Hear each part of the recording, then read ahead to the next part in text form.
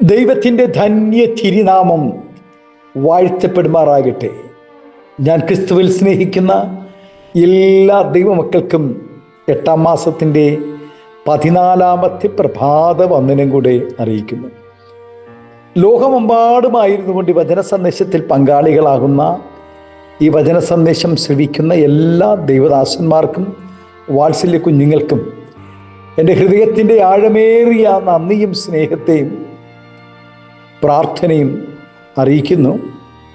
പ്രാർത്ഥനയോടുകൂടി ഈ പ്രഭാതവും ദൈവസന്നിധിയിൽ നമുക്ക് അടുത്തു ചെല്ലാം. 70-ാം സങ്കീർത്തനത്തിൽ സങ്കീർത്തനക്കാരൻ പാടുന്നു, എനിക്ക് പ്രാണഹാനി വരുത്തുവാൻ നോക്കുന്നവർ ലജ്ജിച്ച് ഭ്രമിച്ചു പോകട്ടെ, എൻ്റെ അനർത്ഥത്തിൽ സന്തോഷിക്കുന്നവർ പിന്തിരിഞ്ഞ് അപമാനമേൽക്കട്ടെ. അപ്രതീക്ഷിതമായി ഒരാളുടെ ജീവിതത്തിൽ നേരിടുന്ന അപകടങ്ങൾ, ശാരീരികമായും മാനസികമായും നേരിടുന്ന പ്രയാസങ്ങൾ, സാമ്പത്തിക നഷ്ടങ്ങൾ, മറ്റു ദുരന്തങ്ങൾ എന്നിവയ്ക്ക് വേദപുസ്തക ഭാഷയിൽ അനർത്ഥം എന്ന് പറയുന്നു. നമുക്ക് അനർത്ഥം ഉണ്ടാകരുതെന്നാണ് എല്ലാവരും ആഗ്രഹിക്കുന്നത്. ആരും അനർത്ഥം വരുവാൻ ആഗ്രഹിക്കുന്നില്ല. അനർത്ഥങ്ങളോടുള്ള ഓരോരുത്തരുടെയും മനോഭാവങ്ങളും കാഴ്ചപ്പാടുകളും വ്യത്യസ്തമാണ്. അഹങ്കാരത്തോടെ ദുഷ്ടത പ്രവർത്തിക്കുന്നവർക്ക് യാതൊരു മരുന്നിനാലോ പ്രാർത്ഥനയാലോ പരിഹരിക്കുവാൻ കഴിയാത്ത വലിയ അനർത്ഥം ദൈവം വരുത്തും. അനർത്ഥം വരുമ്പോൾ ആര് പ്രാർത്ഥിച്ചാലും നീക്കുപോക്കുണ്ടാവുകയില്ല. യിരെമ്യാവിനോട് യഹോവ കൽപ്പിച്ചു, നീ ഈ ജനത്തിനു വേണ്ടി പ്രാർത്ഥിക്കരുത്, അവർക്ക് വേണ്ടി യാചനയോ പക്ഷപാതമോ കഴിക്കുകയും അരുത്, അനർത്ഥം വരികയില്ലെന്നാണ് അവർ പറയുന്നത്. എന്നാൽ അവൻ്റെ ഭവനം അനർത്ഥം കൊണ്ട് നിറയും. ആമേൻ. ദൈവഭയമില്ലാതെ, ദൈവസ്നേഹമില്ലാതെ, പ്രാർത്ഥനയില്ലാതെ, ഉപവാസമില്ലാതെ, ദൈവവചനത്തിൽ നിലനിൽക്കാൻ മനസ്സില്ലാതെ നിൽക്കുന്നവരുടെ ജീവിതങ്ങളിലും, ആമേൻ, സ്തോത്രം, അവരുടെ കുടുംബങ്ങളിലും തലമുറകളിലും അനർത്ഥങ്ങളുടെ വൻമഴ പെയ്യുമെന്ന് വചനം വെളിപ്പെടുത്തുന്നു. ദൈവഭക്തന്മാരായി ജീവിച്ചാൽ അനർത്ഥം വരികയില്ലെന്നാണ് പലരും ധരിച്ചു വച്ചിരിക്കുന്നത്. എന്നാൽ മനുഷ്യരായി പിറന്നിട്ടുള്ള എല്ലാവരുടെയും ജീവിതത്തിൽ അനർത്ഥങ്ങൾ ഉണ്ടാകുമെന്നാണ് ദൈവവചനം നമ്മെ പഠിപ്പിക്കുന്നത്. അവരുടെ എണ്ണം ഒരുപക്ഷെ വലുതായിരിക്കുകയും ചെയ്യും. എന്നാൽ നീതിമാന്റെ അനർത്ഥങ്ങൾ അസഖ്യമാകുന്നു, അവ എല്ലാറ്റിൽ നിന്നും യഹോവ അവനെ വിടുവിക്കുന്നു.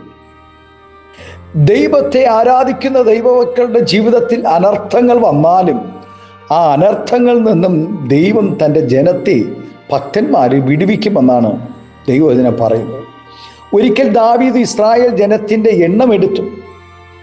തൽഫലമായി ദൈവത്തിൽ നിന്നും വലിയ അനർത്ഥം ദേശത്തുണ്ടായി. ആയിരങ്ങൾ ചത്തൊടുങ്ങി. എന്നാൽ ദാവീദ് ദൈവസന്നിധിയിൽ കരഞ്ഞപ്പോൾ ദൈവം അനർത്ഥങ്ങളിൽ നിന്നും നീക്കുപോക്ക് നൽകി, അവരെ വിടുവിച്ചു.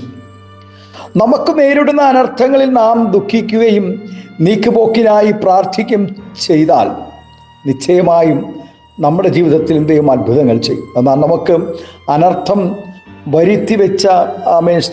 വരുത്തിവെച്ചവർക്ക്, ശത്രുക്കൾക്കും അനർത്ഥം വരുന്നത് കാണുമ്പോൾ നാം സന്തോഷിക്കുന്നവരാണോ? മറ്റുള്ളവർക്ക് അനർത്ഥം വരുന്നത് കാണുമ്പോൾ അനർത്ഥത്തിൽ സന്തോഷിക്കുന്നവർക്കും ദൈവം ശിക്ഷ നൽകുക തന്നെ ചെയ്യും. പ്രിയ ദൈവവേദലേ, നാം വിതയ്ക്കുന്നത് തന്നെ കൊയ്യുമെന്ന് ഓർക്കുന്നത് നല്ലത്. ആകയാൽ മറ്റുള്ളവരുടെ അനർത്ഥങ്ങളിൽ സന്തോഷിക്കാതെ സഹതപിക്കുകയും അവരെ ഓർത്ത് പ്രാർത്ഥിക്കുകയും സഹായിക്കുകയുമാണ് നാം ചെയ്യേണ്ടത്. അനേക പ്രിയപ്പെട്ടവരുടെ സ്തോത്രം ജീവിതത്തിൽ മറ്റുള്ളവർക്ക് അനർത്ഥങ്ങൾ വന്നാൽ, അവർക്ക് ശത്രുവാണെന്ന് തോന്നുന്നവർക്ക് എന്തേലും അനർത്ഥം വന്നാൽ സന്തോഷിക്കുന്നവരുണ്ട്. ഒത്തിരി പ്രിയപ്പെട്ടവരെ അങ്ങനെ കാണുവാനിടയായിട്ടുണ്ട്. അവർക്ക് വിരുദ്ധമായി അനർത്ഥത്തിന് വേണ്ടി പ്രാർത്ഥിക്കുന്നവരുണ്ട്. ഈ സങ്കീർത്തനവും ദാവീദ് തൻ്റെ ശത്രുക്കളുടെ അനർത്ഥങ്ങൾ വരുവാനായിട്ടുള്ള ഒരു പ്രാർത്ഥനയായിരുന്നു. ഒരു ശാപവാക്ക് പോലെയുള്ള പ്രാർത്ഥനയാണ് ഈ സങ്കീർത്തനം. എന്നാൽ ദൈവം ശത്രുക്കളെ സ്നേഹിപ്പാനും അവർക്ക് വേണ്ടി പ്രാർത്ഥിപ്പാനും നമ്മുടെ യേശു നമ്മെ പഠിപ്പിച്ചു. ദൈവവചനത്തിന് ആമേൻ ആമേൻ ദൈവ ജനത്തിന് വരുവാനിരുന്ന അനർത്ഥത്തെക്കുറിച്ച് ആമേൻ തിരിച്ചറിഞ്ഞ എസ്തേർ രാജ്ഞി ഉപവസിച്ചു, കരഞ്ഞു, ആമേൻ താൻ പ്രാർത്ഥിക്കുകയുണ്ടായി. ഇസ്രായേൽ ജനത്തിന് ആമേൻ വലിയൊരു അനർത്ഥം വരാൻ പോകുന്നു. മൊർദെഖായിക്ക് തൻ്റെ വളർത്തപ്പനായ മൊർദെഖായിക്കും തന്നെ സ്നേഹിച്ച ഇസ്രായേൽ ജനത്തിന് വലിയ അനർത്ഥം വരികയാണെന്ന് തിരിച്ചറിഞ്ഞ എസ്തേർ ആമേൻ പ്രാർത്ഥിപ്പാനിടയായി, കരഞ്ഞ് ഉപവസിച്ച് പ്രാർത്ഥിപ്പാനിടയായി.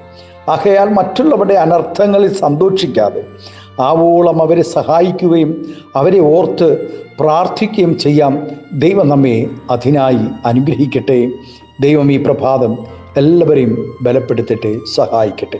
നമ്മുടെ കണ്ണുകളെ ഈ ദിവസം അടയ്ക്കാം, പ്രാർത്ഥിക്കാം. സ്വർഗീയ പിതാവേ, സ്നേഹവാനായ ഞങ്ങളുടെ നല്ല ദൈവമേ, അനുഗ്രഹം പ്രശാന്തമായ നല്ല പ്രഭാതത്തിനായി നന്ദിയോടെ സ്തോത്രം ചെയ്യുന്നു.